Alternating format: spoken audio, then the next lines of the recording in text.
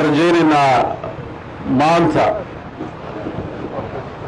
halka waxaa ka bilowday in ay wakhtigii loogu talagalo ilaahay idinkiis ku dhammaan doonto.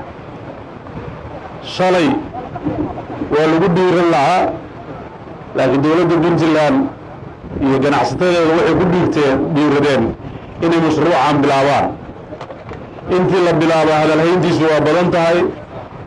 shirkii maalgashiga waxa ugu badan oo indhaha lagu hayo dekedda Garacad ay ahayd.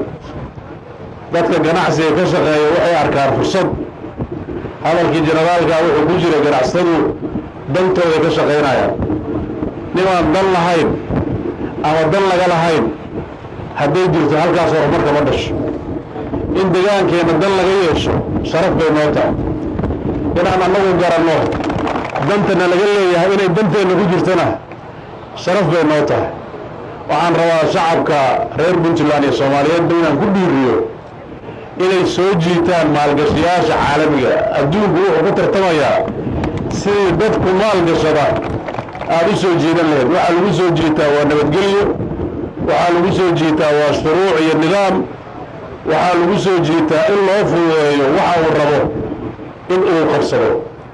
waxay dowladda puntland meel marisay sharciga maalgashiga oo aan rajaynayo inuu wax badan ka sahlanaan doono shuruucdii hore ay jirtay, dhiirigelin badan siin doono in dalka ay wax la gashto. waxaan rajaynayaa dalkaaga in laga shaqaysto macnaheedu maaha dalkaaga in la yeeshay. dad badan baa isku khalda.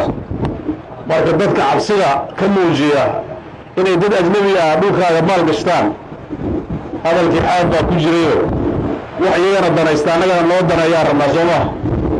marka waxaa la rabaa fikirkaas inuu dadka xulo oo dadka guud ahaan reer puntland ay u noqoto in dadka ay soo jiitaan.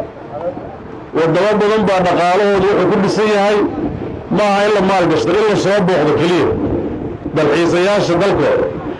ummaddaas dowladahaas waxay u tababaraan dadkooda si ay dadka u yimaadaan weji farxad lagu tusi lahaayeen keliya. iskuulladoodaa lagu dhigtaa. marka haddii waa reer miir baa tihiin oo waana fara fududayne dadka ina yimaada soo dhoweeye oo dadka ha ka sheeganina dalka, oo dadku inay soo degaan gacmaha u furo.